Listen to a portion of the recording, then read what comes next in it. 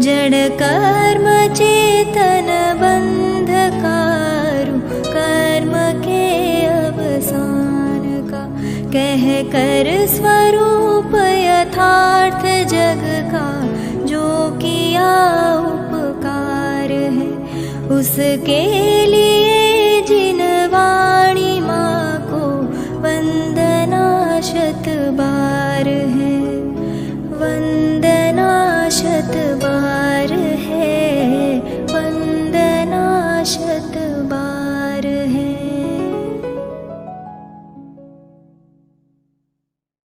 जैन धर्मोस्तु मंगलम सर्वमंगल मांगल्यम सर्वकल्याणकारकम प्रधानम सर्वधर्माणां जैनम जयतु शासनम। वंदितु सर्वसिद्धे ध्रुवमचलमणोवमं गदिं पत्ते वोच्छामि समयपाहुड मिनमो सुद केवली भणिदम्।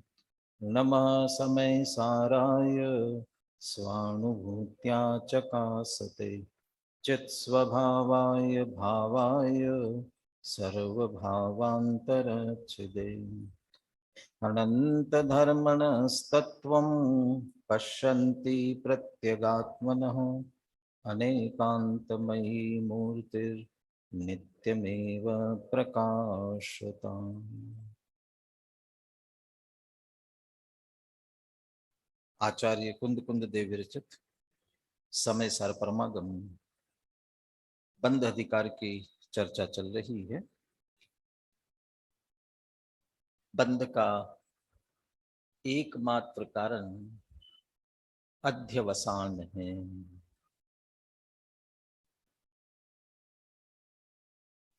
जीवाजीव अधिकार में पर द्रव्यों में एकत्व ममत्व का अध्यवसान था। कर्ता कर्म अधिकार में पर द्रव्यों के प्रति कर्तृत्व का और भोक्तृत्व का अध्यवसान था। और ये सभी बंध के कारण हैं। बंध अधिकार में पुनः एक बार उसी अध्यवसान को बंध का कारण सिद्ध करना चाहते हैं। और हम जो पर द्रव्यों के अनेक कार्यों के कर्ता बनने का प्रयास करते हैं, मैं करता हूं ऐसा जो अहंकार करते हैं, ये अध्यवसान, और यही अध्यवसान ही हमारे बंध का कारण है और कोई दूसरा है ही नहीं। लेकिन जगत को स्वीकार नहीं होता है तो कहते नहीं दूसरा भी कोई कारण होगा। पदार्थों के कारण से हमें परिणाम भाव होते तो वो भी तो कारण बन जाता है उसमें।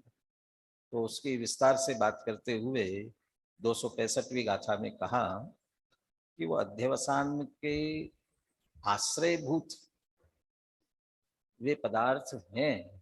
तो आश्रयभूत निमित्त तो हो सकते हैं, तो वे परिणाम के कारण तो कदाचित हो सकते, निमित्त कारण परिणाम के लिए वे कारण बन सकते हैं, लेकिन बंध के लिए सीधे कारण नहीं है। बंध का कारण तो अपना वो अध्यवसान ही है।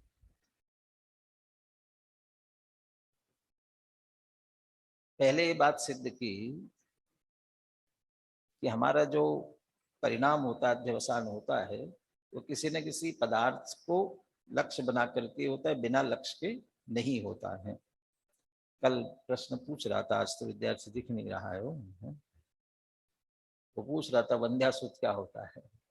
अब मैंने सोचा प्रसिद्ध शब्द है इसलिए उसकी चर्चा नहीं की थी।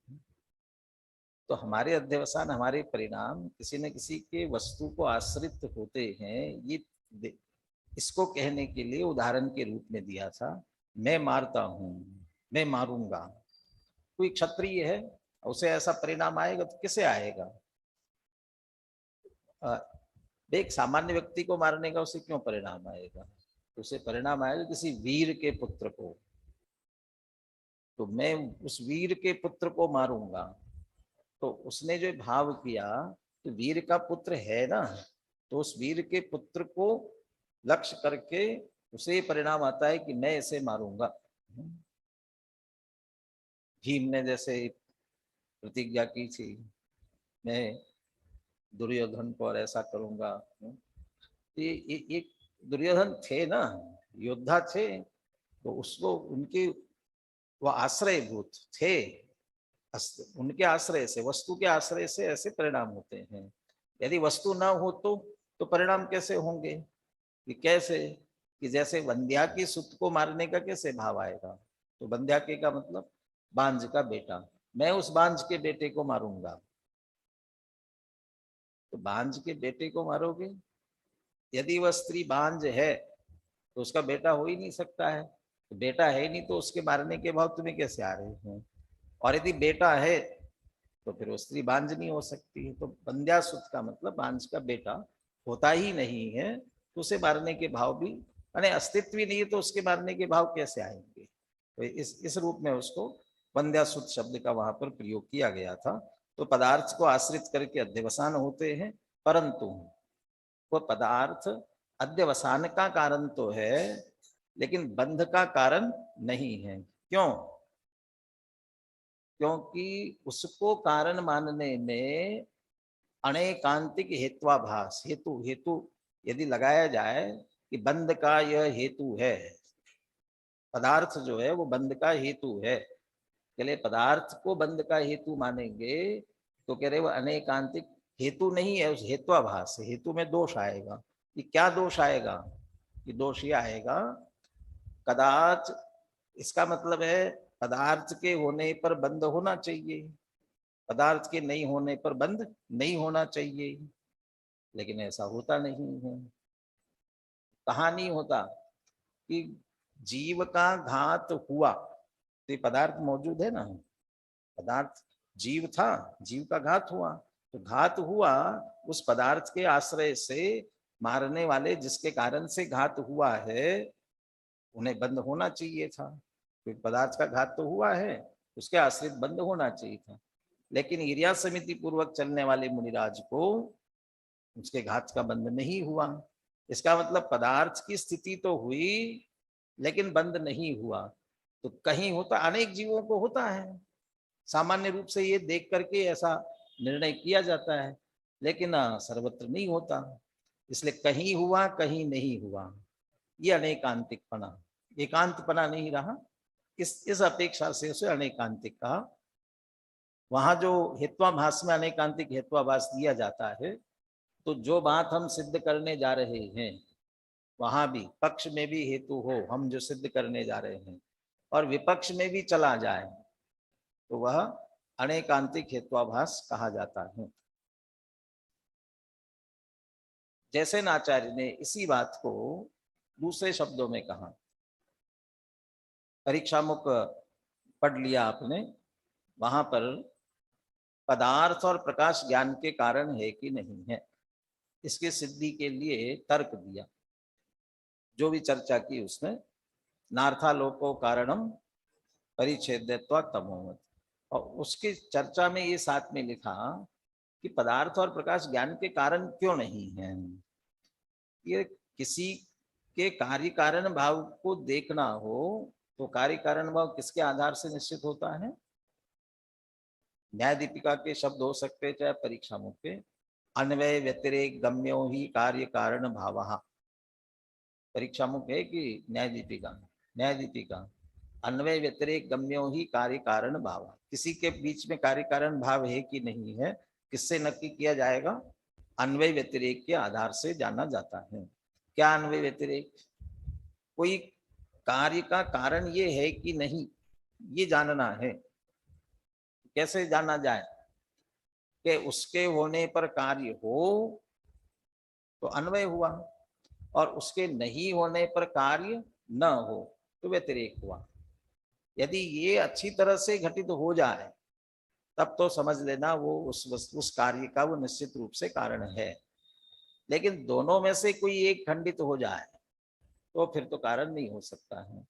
और उसमें पदार्थ और प्रकाश दोनों के साथ में भी खंडित करके बता दिया। यदि पदार्थ और प्रकाश को ज्ञान का कारण मानते हो, प्रकाश की बात लें, प्रकाश यदि जानने का कारण है, प्रकाश हो तो ही जानना हो, प्रकाश न हो तो जानना न हो, तो अन्वय व्यतिरेक बैठेगा, प्रकाश को हम कारण मानेंगे। लेकिन प्रकाश होने पर ज्ञान होना चाहिए, लेकिन उल्लू को नक्तन चरादी नाम, उनको दिन में उल्लू आदि को दिन के प्रकाश होने पर भी दिखता नहीं है, और रात्रि में प्रकाश नहीं है तो नहीं दिखना चाहिए, तो नक्तंचर उनको रात्रि में विचरण करने वालों को दिखता है, तो दोनों तरफ से खंडित हुआ। और पदार्थ के लिए क्या उदाहरण दिया? केश उंडुक ज्ञानवत, केश उंडुक, बाल और मच्छर। तो अनेकों बार ऐसा होता है कि हवा से हमारे बाल उड़ते होते हैं, और अनेक बार हम पार्क में जाकर के बैठते हैं तो हमारे माथे पर बहुत सारे मच्छर इकट्ठे होकर उड़ने लगते हैं। अब दोनों में से किसी तरफ से लगाओ। हमारे माथे पर मच्छर उड़ रहे थे बहुत सारे इकट्ठे होकर के, तो हम आराम से बैठे थे। क्या हुआ? मेरे बाल हवा से उड़ रहे हैं। बाल उड़ रहे हैं? कहाँ है बाल? कहाँ? बाल तो ठीक है तुम्हारे, बाल कहाँ उड़ रहे हैं? नहीं उड़ रहे हैं ऊपर। अब कह रहे कि उड़ तो रहे थे मच्छर, और ज्ञान किसका हुआ? बाल का। यदि पदार्थ ज्ञान का कारण है तो मच्छर है, तो मच्छर का ही ज्ञान होना चाहिए था। मच्छर नहीं, बाल नहीं है, बाल नहीं उड़ रहे थे, तो बाल नहीं है तो उसका ज्ञान नहीं होना चाहिए था। यानी जो है उसका तो ज्ञान नहीं हो रहा है, और जो नहीं है उसका ज्ञान हो रहा है। सब पदार्थ विज्ञान का कारण नहीं है। ऐसे यहां कैसे लगेगा अन्वय व्यतिरेक? जहां जहां बंद हो रहा है वहां वहां पदार्थ निश्चित रूप से आश्रय के रूप में पदार्थ होवे, तो हम माने कि हाँ पदार्थ से ही बंद हो रहा है। और जहां बंद नहीं हो रहा है वहां पदार्थ भी ना होवे, ऐसा होना चाहिए, लेकिन ऐसा नहीं होता है। अभी अभी जो उदाहरण दिया कि पैर के नीचे आकर के जीव मर गया, तो ये तो कारण तो पदार्थ का घात तो हुआ, तो उसके होने पर बंद होना चाहिए, तो नहीं हुआ। तो हुआ, घात हुआ और बंद नहीं हुआ, तो अन्वय खंडित हुआ। और अनेकों बार कल्पना लोक में हम अनेक चीजों की कल्पना करके भाव बिगाड़ लेते हैं। वो जो भाव बिगाड़ रहे हैं वह वस्तु तो है ही नहीं। जैसे कल उदाहरण दिया था कि ये बेटा, इसको ये बनाएंगे, इसको बनाएंगे, तो बेटा तो है ही नहीं, अभी है नहीं, और उसको आधार बना करके हमने अपने परिणाम बिगाड़े, तो वैसा कार्य नहीं हुआ और हमारा बंद हुआ, तो बिना वस्तु के आश्रय के मात्र अध्यवसान परिणाम बिगाड़ने के कारण से बंद हुआ। तो कार्य पदार्थ में इस तरह से नहीं हुआ। अभी तो घात हुआ ना, घात हुआ, बंद नहीं हुआ। और किसी को किसी ने मारने का परिणाम किया और वो नहीं मरा, तो पदार्थ में तो आश्रय वस्तु का मारने रूप मरने रूप नहीं हुआ है, तो बंद नहीं होना चाहिए। बंद होगा कि नहीं होगा? बंद हुआ, तो वहां व्यतिरेक भी खंडित हुआ। तो ये अन्वय व्यतिरेक वस्तु के साथ नहीं बैठता, परंतु अध्यवसान के साथ निश्चित रूप से बैठता है। अध्यवसान होगा तो निश्चित रूप से बंद होगा, और अध्यवसान नहीं होगा तो बंद नहीं होगा। और इसी की चर्चा लेते हुए अगली गाथा में ये बात भी आएगी कि अध्यवसान से ही बंद होता है, अध्यवसान न हो तो बंद नहीं होता, वो पदार्थ तो कारण है ही नहीं है। उसी बात को लेते हुए एक और विषय उसमें जोड़ते हैं, बहुत महत्वपूर्ण। वो क्या विषय जोड़ते हैं, उस विषय के साथ ही अपन आगे चर्चा करते हैं। 266 267, जैसे अभी अपन पढ़ रहे हो 266वीं गाथा की उत्थानिका है, 267वीं की वहां बीच में टीका एक साथ ली है, वहां आएगी उसकी उत्थानिका। एवं बंध हेतुत्वेन निर्धारस्य अध्यवसानस्य स्वार्थ क्रियाकारित्व अभावेन मिथ्यात्वं दर्शयति। जिस अध्यवसान को हमने बंध का कारण कहा, वह अध्यवसान कैसा है? कैसा क्या है वो? बंध का कारण तो है, लेकिन जैसा वह अध्यवसान का परिणाम होता है वैसा ही परवस्तु में कार्य होता कि नहीं होता है? मैं मारता हूं तो उसके कारण मर जाता है पदार्थ। गाथा में कहने वाले हैं उसको, उस बात को। ये अध्यवसान जो है, जो बंध का कारण है, ये हमने नक्की किया, वो बंध के कारण रूप से जैसे निश्चित किया, ऐसा अध्यवसान स्व अर्थ क्रियाकारित्व अभावे न, उसका जो अपना प्रयोजनभूत कार्य है, अर्थात मैं मारूं मैं बचाऊं, ये जो उसके जो उसका जो कार्य है वो नहीं होता है। उसको कहते हैं स्व अर्थ क्रियाकारित्व अभाव। अर्थ क्रियाकारित्व कहीं शब्द सुना? किस कहाँ सुना? हाँ जी, द्रव्यत्व गुण में है, वस्तुत्व गुण में आया ना। 6 सामान्य गुणों में से वस्तुत्व गुण किसे कहते हैं? जिस कारण से द्रव्य अपने प्रयोजनभूत कार्य अर्थ, जिसके कारण से अर्थ क्रियाकारित्व है, अर्थात प्रत्येक द्रव्य की कोई ना कोई प्रयोजनभूत क्रिया होती। प्रयोजनभूत का मतलब दूसरों के प्रयोजन की नहीं है, उसका अपना स्वभाव रूप परिणाम है। उसका जो अपना स्वभाव रूप, जीव का जानन जानन रूप से, उपयोग रूप से, चैतन्य रूप से परिणमना, पुद्गल का जड़ रूप परिणमना। जड़ का काम किसी को हो कि ना हो, दूसरे के लिए, लेकिन उसका वह स्वभाव है और उस रूप से परिणमना, यही उसका वस्तुत्व है। अध्यवसान ने जो भाव किए हैं वैसा कार्य होना चाहिए, तो उसके कार्य की सफलता हुई, तो उसका प्रयोजनभूत कार्य हुआ कहलाएगा। लेकिन ऐसा होता नहीं है, इसलिए कि स्व अर्थ क्रियाकारित्व अभावेन। और वैसा नहीं हो रहा है फिर भी तुम वैसा मान रहे हो, मिथ्यात्व, उल्टी मान्यता हो गई, इसलिए वह मिथ्यात्व है, ये यहाँ पर सिद्ध करते हैं। क्यों मिथ्यात्व है वो भी 267वीं गाथा में सिद्ध करेंगे। मिथ्यात्व या क्यों अर्थ क्रियाकारित्व सिद्ध नहीं होती, वो बात भी उसके साथ कहेंगे। गाथा पढ़ते हैं। दुखिद सुहिदे जीवे करे निबंधे मितः विमोचेमि, जाए सामूढ़ मदी निरर्थया साहुदे मिच्छा, अज्जवसाण निमित्तं जीवा बज्जन्ति कम्मणा जदिः, मुच्चन्ति मोक्षमग्गे ठिदायता किं करेसि तुमम्। जीवे दुखिद सुहिदे करेमि बंधेमि विमोचेमि। एक एक क्रिया के साथ लगाओ, एक एक क्रिया के साथ लगाओ। जीवे दुखिद दुखिदम करोमि, दो एक साथ आए इसलिए दुखिद सुहिदे द्विवचन कर दिया, तो दुखिदम करोमि। जीवे सुहिदम करोमि, जीवम बंधेमि जीवम विमोचेमि। माने जीव को मैं दुखी करता हूं, जीव को मैं सुखी करता हूं। और जीवे बहुवचन लिया तो जीवों को, क्योंकि एक ही जीव के साथ संबंध थोड़ी है, बहुत सारे जीवों के, इसलिए जीवों को मैं दुखी करता हूँ, जीवों को मैं सुखी करता हूँ। इस जीव को ऐसा मजा चखाऊंगा कि ये ऐसा कर्म बंधन करेगा कि संसार में भ्रमण करेगा, और मैं इसे ऐसा उपदेश दूंगा कि कर्मों से इसे मुक्त करा दूंगा।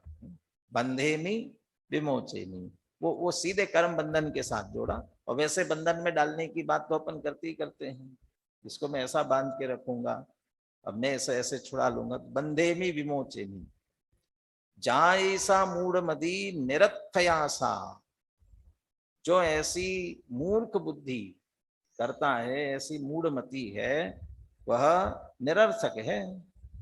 क्यों निरर्थक है? कहते बहुत पीछे सब चर्चा करते आए, पुनः कहने की जरूरत नहीं है। मैं दुखी करता हूं सुखी करता हूं, बात सही है? नहीं है। क्यों नहीं है सही? क्या तर्क दिया पीछे? जीव सुखी दुखी कैसे होते हैं, किस कारण से होते हैं? अपने अपने कर्म के उदय के अनुसार सुखी होते हैं, और उन्हें कर्म तुम देते नहीं हो, तो कैसे सुखी दुखी करोगे? तो मैं सुखी करता दुखी करता, ये तुम्हारी मूढ़ बुद्धि है, वैसा कार्य होता नहीं है, इसलिए वो निरर्थक है। और निरर्थक है उसके बाद भी तुम करते जाते हो, दे मिच्छा, इसलिए वह कैसी है? ये ते माने तुम्हारी, तुम्हारी ऐसी जो बुद्धि है वो मिथ्या है, व्यर्थ है, झूठी है, उसके अनुसार कार्य होता ही नहीं है। तो उसके अनुसार तो कार्य नहीं होता। लेकिन जीव संसार में बंधन को प्राप्त भी होते हैं और मुक्त भी होते हैं। तो कैसे होते हैं, किस कारण से होते हैं, उसका कारण क्या है? अज्जवसाणम निमित्तम जीवा बज्जन्ति कम्मणा जदि ही। अरे वो बंधन में बंधेदी विमोचेमी को बात, चूंकि बंधेमी विमोची, बंधन में जा रहे हैं और मुक्त हो रहे हैं, इस कार्य की चर्चा मात्र कर रहे हैं, सुखी दुखी होने वाली बात की चर्चा नहीं कर रहे, क्योंकि बहुत पीछे कर ली है, इसलिए उसकी नहीं करते हैं। बंधे में विमोचनी की बात थोड़ी नहीं आई, इसलिए उसकी बात करते हैं। जीव बंधन को तो प्राप्त हो रहे हैं, तुम तो नहीं बांधते हो, लेकिन बंध तो रहे हैं ना। कैसे बंध रहे हैं जीव? अध्यवसान निमित्तम बद्धन्ति जीवा। अध्यवसान के निमित्त से जीव बंधते हैं। जीवों के बंधने का जो कारण है, अभी पीछे चर्चा की है अपन ने, एक पर पदार्थ और एक अध्यवसान, ये दोनों बंध के कारण है। इसमें से वास्तविक कारण कौन है? अध्यवसान है। और पर पदार्थ है वह कारण तो नहीं, कारण का कारण है। तो कारण का कारण है, इसलिए उपचार से उसके भी कारण कहते हैं। यदि वह पर पदार्थ जिस वस्तु को आश्रित बन करके हमारे भाव हो रहे हैं, अध्यवसान हो रहे हैं, और एक अध्यवसान, ये दोनों कारण, और इसको यदि निमित्त उपादान में बांटना हो, कौन निमित्त होगा, कौन उपादान होगा? बंधन के कारण में एक निमित्त कारण, एक उपादान कारण। एक वस्तु के आश्रय से बंध होता है और एक अध्यवसान से बंध होता है। कौन निमित्त होगा, कौन उपादान होगा? ये निमित्त उपादान की सीधी सी बात है। पदार्थ पर पदार्थ है तो वह निमित्त है, और अध्यवसान है वह उपादान है। तो ये बात कुंद आचार्य को नहीं मालूम थी कि अध्यवसान तो उपादान होता है, लेकिन गाथा में क्या लिखा? अध्यवसान निमित्तम जीवा बद्धन्ति कर्मणा। जीवा कर्मणा बद्धन्ति, जीव कर्म से बनते हैं। किसके कारण से? अध्यवसान के निमित्त से।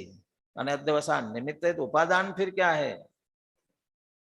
वो अध्यवसान निमित्त शब्द जो है वो निमित्त उपादान वाले निमित्त के अर्थ में नहीं है। यहाँ निमित्त माने हेतु, कारण। जीव बंधते हैं वो अध्यवसान के कारण से बनते हैं, किसी दूसरे के कारण से नहीं बंध रहे हैं, कोई दूसरा नहीं बांध रहा है। हाँ, कदाचित उसे तुम उपादान निमित्त में से निमित्त कदाचित कह दो उपचार से, वो नहीं, वास्तव में तो अध्यवसान से बनते हैं। यदि जीव अध्यवसान से कर्मों से बंधते हैं, यदि ही जीवा कर्मणा बद्धन्ति अध्यवसान निमित्तम, उसमें अध्यवसान ही हेतु है। निमित्त शब्द का अर्थ यहाँ निमित्त उपादान वाला नहीं लेना है, कारण हेतु के रूप में लेना। ये तो बंधेदी की बात हुई, बंधने वाली बात हुई, और दूसरी मुक्त होने वाली, छूटने वाली बात भी थी ना। तो छूटते कैसे हैं? मुच्चन्ति मोक्ष मग्गे छिदा, मोक्ष मार्ग में जो स्थित है वे मुक्त होते हैं। मोक्ष मार्ग में कौन स्थित है? सम्यक दर्शन ज्ञान चारित्राणी मोक्ष मार्ग, सम्यक दर्शन ज्ञान चारित्र में स्थित है। सम्यक दर्शन किनको होता है? जिनके मिथ्यात्व का अभाव होता है। मिथ्यात्व माने विपरीत मान्यता। तो ये जो अध्यवसान नहीं करते हैं, अध्यवसान मिथ्या है, और ऐसा मिथ्यापना जो नहीं करते हैं वे सम्यक, सम्यक दृष्टि समझ लो, और सम्यक दृष्टि है वे मोक्ष मार्गी हैं। और जब मोक्ष मार्ग में चल रहे हैं तो उन्हें बंधन नहीं होता है। सम्यक दर्शन ज्ञान चारित्राणी मोक्ष मार्ग, मुक्ति का मार्ग है, छूटने का मार्ग है। तो कौन छूटता है? मुच्चन्ति मोक्ष मग्गे ठिदा, मोक्ष मार्ग में स्थित मुक्त होते हैं। यहाँ अध्यवसान के साथ ही लगाना हो तो मोक्ष मार्ग में स्थित का अर्थ है जिन्होंने ऐसा अध्यवसान छोड़ दिया। ऐसे अध्यवसान से बंद होता था, जैसे किसी कारण से बार बार बीमार पड़ता हो ना व्यक्ति, और वो जैसे बहुत सारी चीजों की एलर्जी होती, पता नहीं चलता है, अब वो चीज वो लेता रहता है और बार बार उस तरह की तकलीफ होती है, लेकिन बाद में पता चलता है तो छोड़ देता है। और किसी को मालूम है ये तो इसको बहुत प्रिय चीज है, तो पूछता, अरे तुम वो चीज छोड़ दी? कहाँ छोड़ दी? क्यों छोड़ी? अरे वो बहुत बीमार करती थी, तकलीफ देती थी, फिर छोड़ दिया तो अब स्वस्थ हूँ। तो पता पड़ते ही जैसे अपन छोड़ देते हैं, ऐसे जिसे पता चला कि अध्यवसान से बंद होता है, बंधन से मुक्त होना चाहता है, तो अध्यवसान छोड़ा। अध्यवसान छोड़ा तो बंधन नहीं होगा, तो क्या होगा कि बंधन से रहित मुक्ति की तरफ जाएंगे। तो मोक्ष मग्गे ठिदा मुच्चन्ति। अब बहुत मैंने समझ लीजिए तथ्य की बात कह रहे हैं चुभने वाली बात कह रहे और चुभना चाहिए। ता किम करे सी तुमम, कुंद कुंद आचार्य मानो सामने बैठकर हमसे पूछ रहे हो। ता किम करे सी तुमम, जब ऐसी वस्तु स्थिति है तो बताओ तुम क्या करते हो, तुम्हारे हाथ में क्या है। और जितना बढ़िया यहाँ कुंद कुंद आचार्य के शब्द है ना, पद्यानुवाद भी बहुत बढ़िया किया है। अभी अभी पढ़ेंगे तब उस पर ध्यान जाएगा। सचमुच ये सुन करके ऐसा लगना चाहिए हमारे भी परिणाम में कि जब सहज हो रहा है सभी, तो फिर ता किम करे सी तुमम, क्या करते हो, तुम क्या करते हो, तो तत्काल लगना चाहिए मैं कुछ नहीं करता हूँ, मैं सहज करता हूँ, जो कुछ हो रहा है उसका सहज ज्ञाता दृष्टा हूँ। तो ये सब सहज हो रहा है। जैसे दुखित सुविधे के लिए कर्म का निमित्त दिया, ऐसे बंधन मुक्ति के लिए उसका अध्यवसान या अध्यवसान का अभाव, सम्यकपना वो कारण है। तो न तुम किसी को बंधन में डाल सकते हो, न किसी को छुड़ा सकते हो, मुक्त कर सकते हो। क्या करते हो तुम, कुछ नहीं कर सकते हो। अर्थ पढ़ते हैं नीचे, मैं जीवों को दुखी करता हूं, बंधाता हूं, छुड़ाता हूं। ये सीधे बांधने की तो बात अलग है, क्योंकि कर्मों से बंधाना है ना, इसलिए बंधाता हूं या छुड़ाता हूं। छुड़ाने में तो बहुत कहते हैं अरे मैंने उपदेश दिया और वो मुक्ति मार्ग पर चला गया, ऐसा ऐसे छुड़ाने की बात है। ऐसी जो तेरी मूढ़ मति है वह निरर्थक होने से वास्तव में मिथ्या है। क्यों निरर्थक है वह? यदि वास्तव में अध्यवसान के निमित्त से जीव बंधन को प्राप्त होते हैं, अध्यवसान के निमित्त से जीव बंधन को प्राप्त होते हैं, यहीं ऊपर की गाथा से जोड़िए, तो मैं बंधाता हूं ये बात तुम्हारी कहाँ रही? वो तो अपने अध्यवसान से बंध रहे हैं, तब उससे अध्यवसान से, अपने अध्यवसान से ही बंध रहे हैं, तो फिर तुम कहाँ बंधाते उसे? इसलिए तुम्हारी वो बात निरर्थक हो गई। और मोक्ष मार्ग में स्थित जो मुक्ति को प्राप्त होते हैं, मोक्ष मार्ग में स्थित स्वयं अपने पुरुषार्थ से, स्वयं अपने स्वसन्मुक्ता के कारण से मुक्त हो रहे हैं, तो तुम क्या छुड़ाते हो? तो तू क्या करता है? तात्पर्य यह है कि तेरा बांधने छोड़ने का अभिप्राय गलत ही सिद्ध हुआ ना, व्यर्थ ही सिद्ध हुआ ना, उसके अनुसार कार्य नहीं हुआ, इसलिए वह मिथ्या है। और इसलिए ऐसी बुद्धि छोड़ने की प्रेरणा हमको दे रहे हैं। बोलिए, गाथा और पद्यानुवाद बोलते हैं, और जिस शब्द पर मैंने ध्यान दिया था पद्यानुवाद में, वो शब्द अपने अंतर में उतरना चाहिए। बोलिए, ये माइक शुरू करना, वायरलेस वाला। दुखिद सुहिदे जीवे, करेमि बंधेमि तह विमोचेमि, जाए सामूढ़ मदी निरर्थया साहुदे मिच्छा, अज्जवसाण निमित्तं जीवा बध्यन्ति कम्मणा जदिहि, मुच्यन्ति मोक्षमग्गे थिडायता किं करेसि तुमं।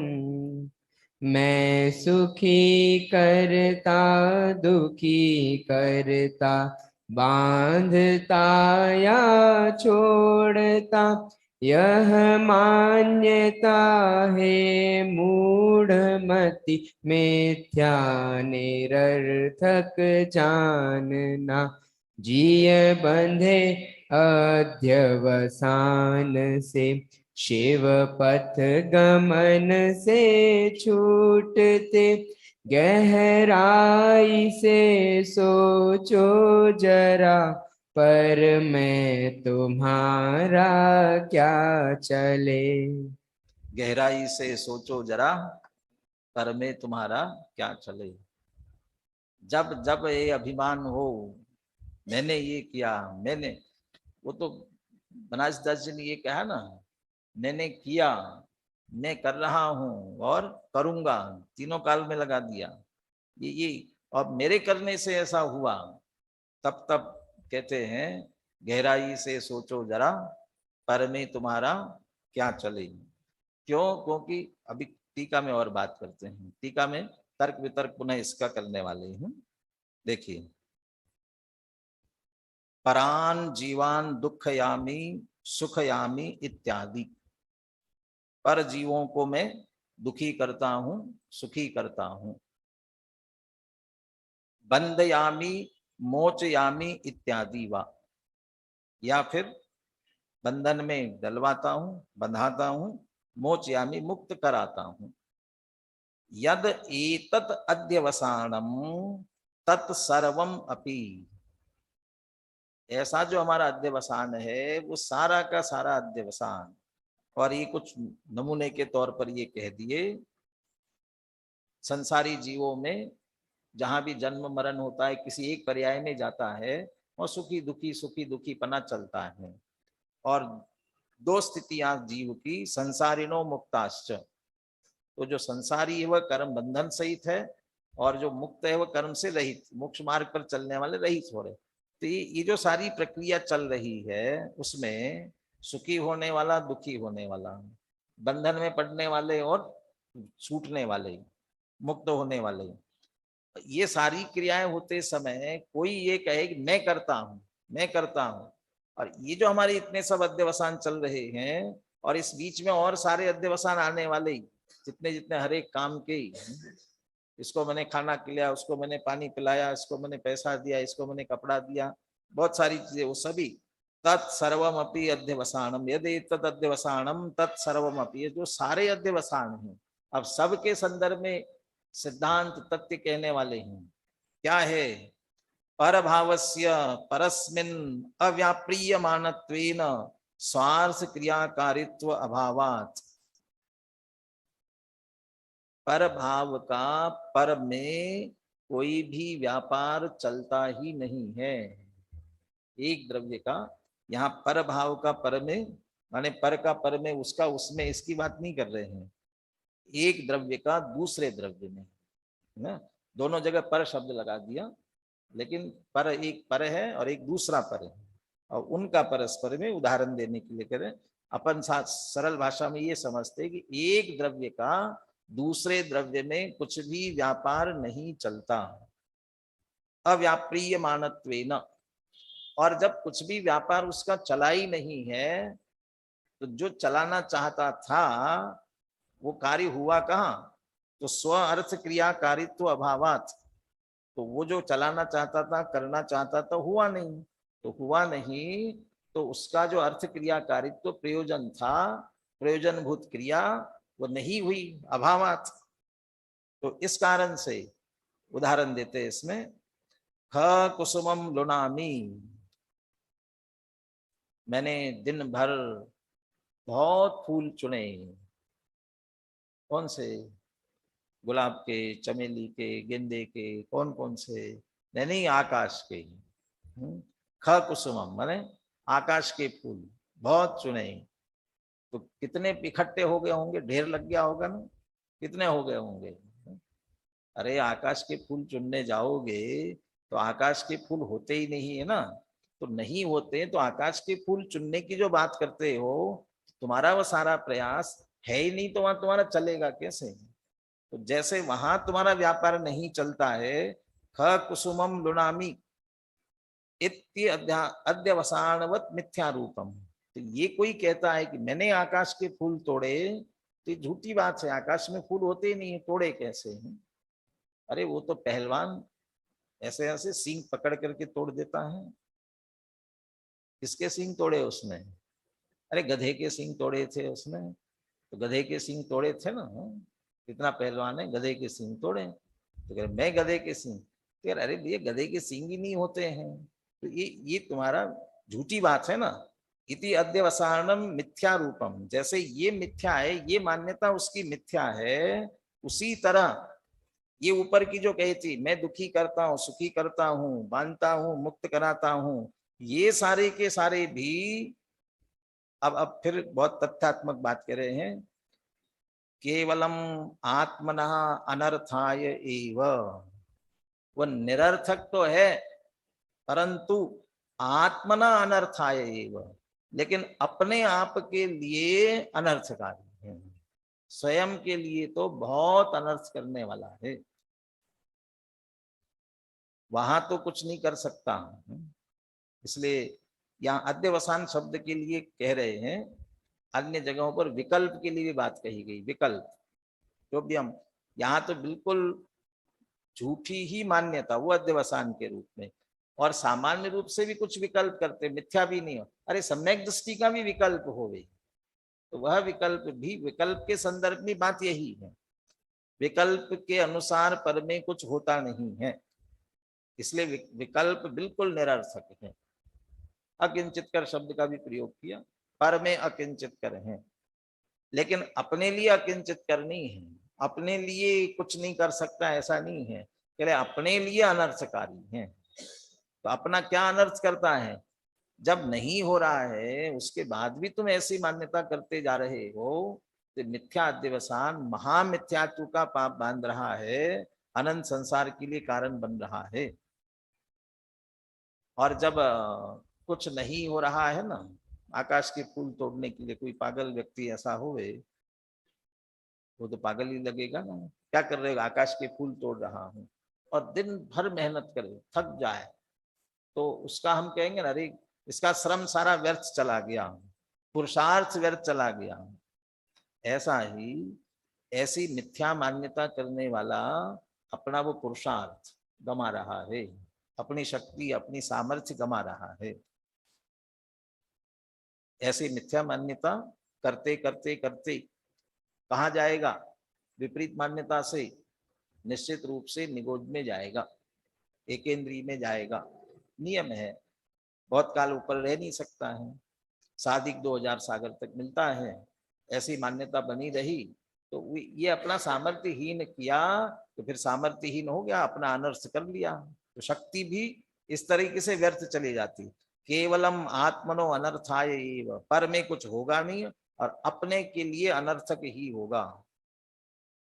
पर भावस्य परस्मिन अव्याप्रियमानत्वेन, पर का पर में कुछ नहीं चलता। ऐसा कैसे, देखते तो है, दूध में शक्कर डालते हैं तो शक्कर दूध को मीठा करती है, तो चला ना उसका, मीठा किया कि नहीं किया। आगे सर्वशुद्ध ज्ञान अधिकार में उसका उदाहरण देने वाले हैं। सेटी का दीवाल, पुताई की दीवाल पर पुताई करते हैं तो कलई का प्रयोग करते हैं, सेटी का शब्द दिया कलई। तो कलई ने दीवाल को सफेद किया कि नहीं किया, कलई ने, कलई को तो दीवाल सफेद हो जाती है, तो कलई ने दीवाल को सफेद किया कि नहीं किया, दिखेगा ना, किया है। कहते कहाँ किया, क्यों, दीवाल कहाँ है कि जो अंदर खड़ी है वहां, कलई कहाँ है कि ऊपर से पोती है।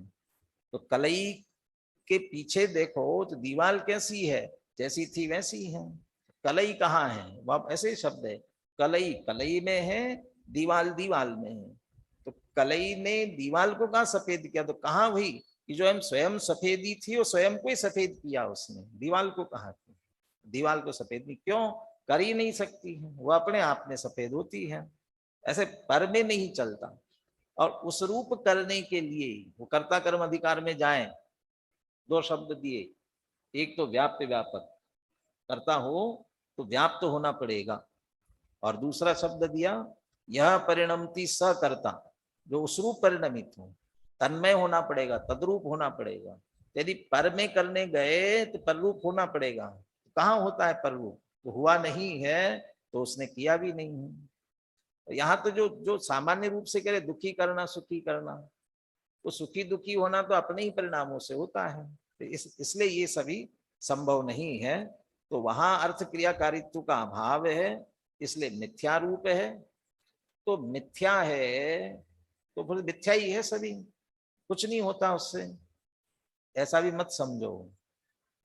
दूसरे के लिए तो कुछ नहीं होता है, लेकिन उसके कारण से हमें अनंत संसार का बंध होने के कारण से केवल आत्मन अनर्थाय एव, अपने स्वयं के लिए, आत्मा के लिए तो अनर्थ करने वाला ही है।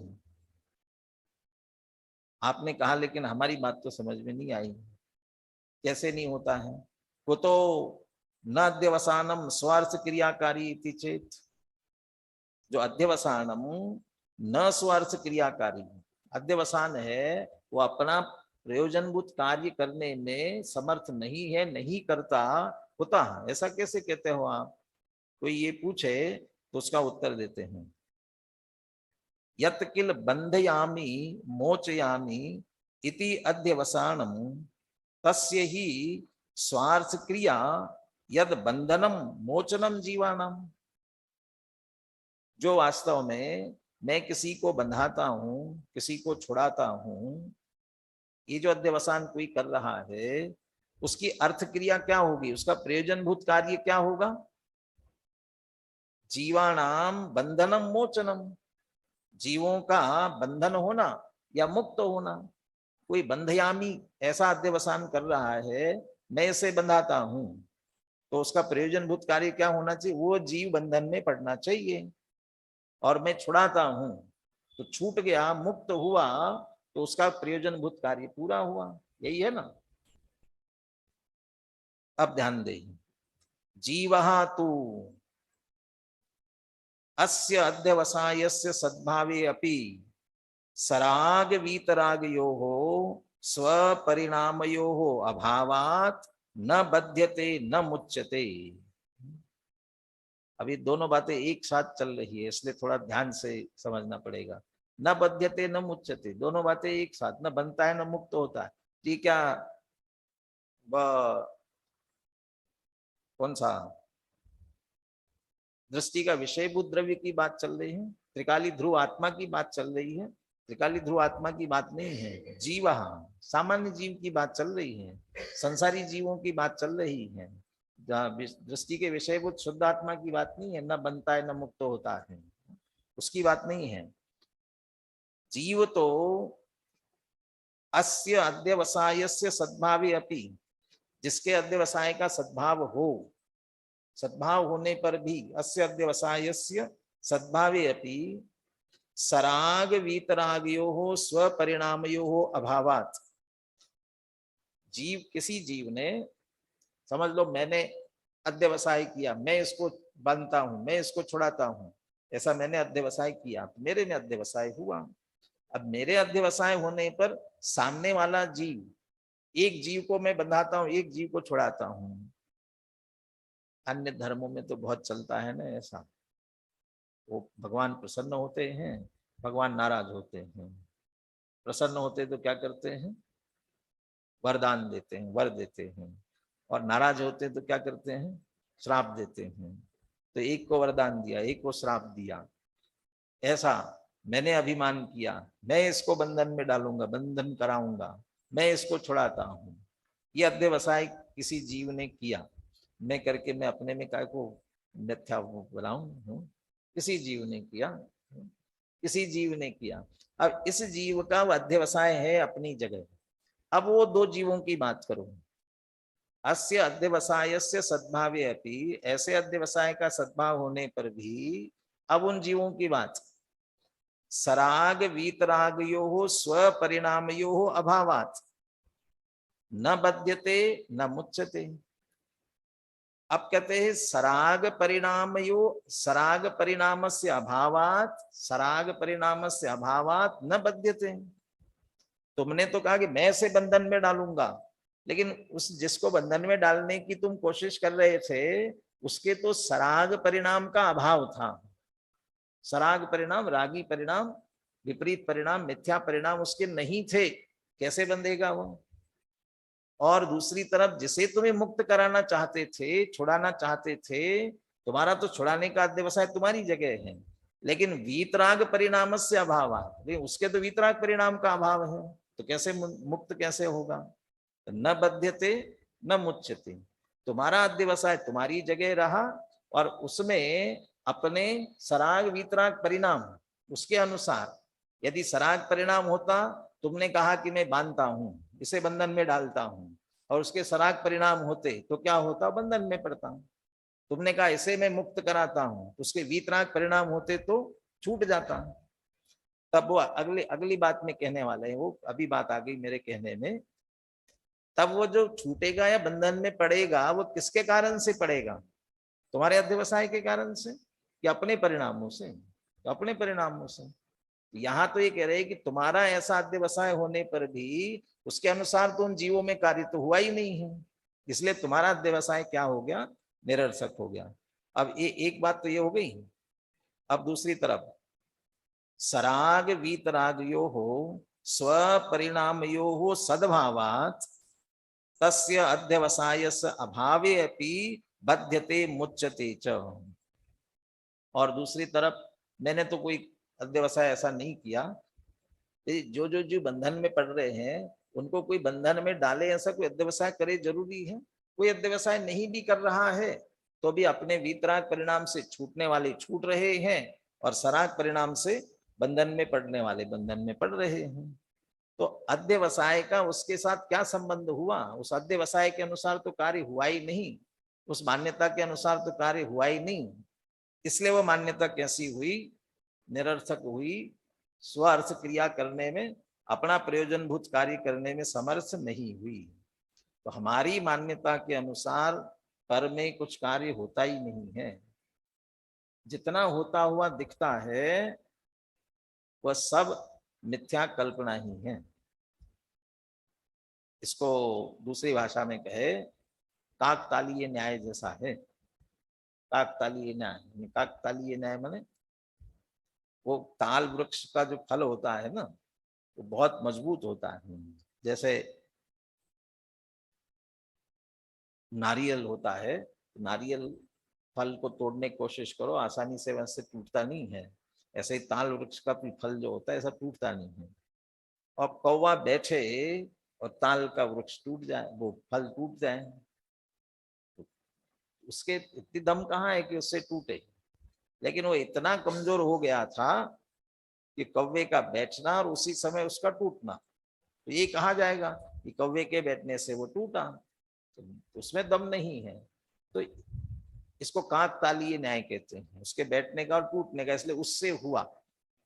ऐसा ही जिसके जैसा होने की योग्यता हो और उसी समय तुमने परिणाम किया कि मैं ऐसा करूं, तो तुम्हारे परिणाम का और उसके होने की योग्यता का कदाचित मेल बैठा तो वैसा हुआ। हुआ तुम्हारे सोचने से, तुम्हारे करने से, तुम्हारे उस परिणाम से, भाव से नहीं हुआ है, तो उसकी योग्यता से हुआ। लेकिन सिर्फ काकतालीय न्याय, इसको और शास्त्रीय भाषा में के काल प्रत्याशति, तुम्हारे भाव का और उसके होने का एक काल था, और इसे निमित्त नैमित्तिक संबंध के रूप में भी कहते हैं। और इसमें भी उसके वैसे होने का, यदि मैं सुखी करने की बात सोच रहा हूं तो वैसे होने का उसके पुण्य का उदय चाहिए। अब मैं सोच करके मैं खुश हूं, मेरे सोचने अनुसार हुआ है ना, मैंने ऐसा किया और ऐसा हुआ, तो मेरे भी पुण्य का उदय चाहिए। मेरे भी पुण्य का उदय हो तो मेरे विकल्प के अनुसार वहां होगा।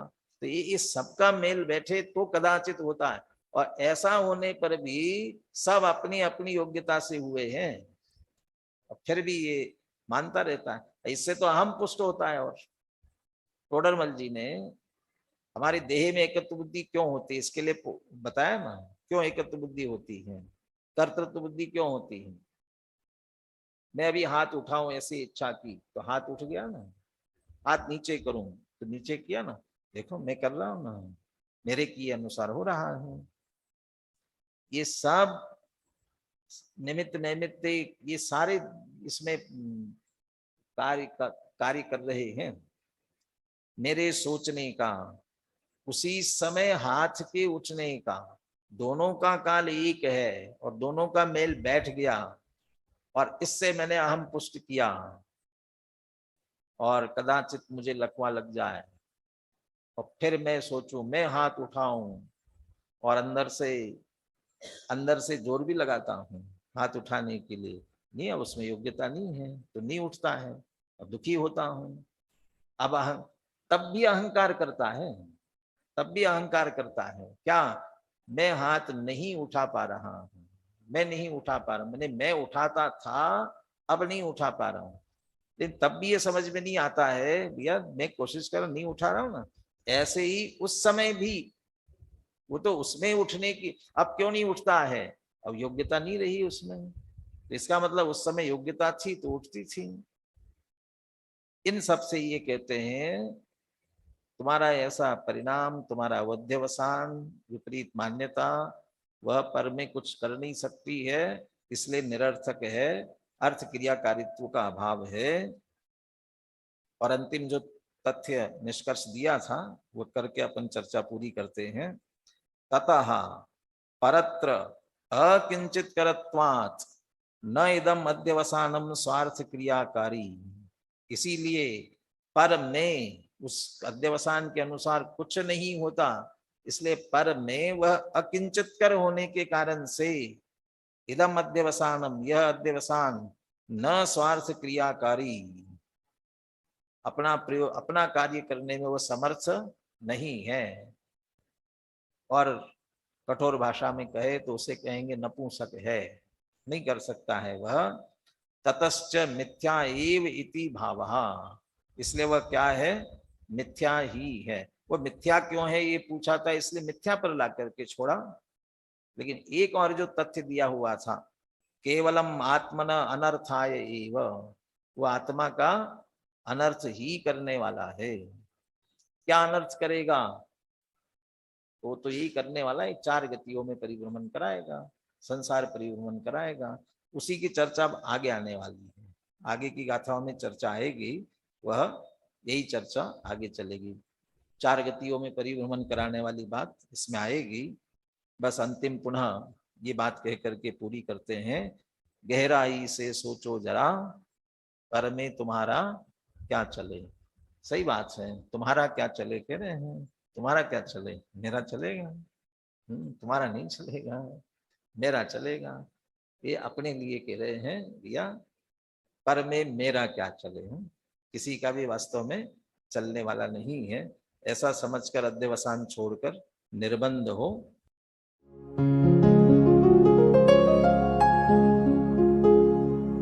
निज निधि निज में बताए, यह अनंत उपकार है उसके लिए जिन वाणी माँ को वंदना शत बार है, वंदना शत बार है, वंदना शत बार है।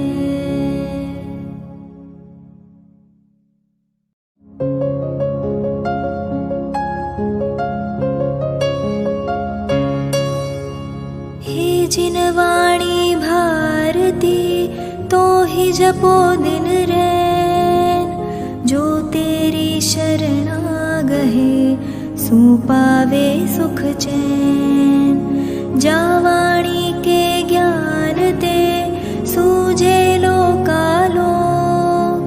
सो वाणी मस्तक नवो सदा देत हो ढोक, सदा देत हो ढोक।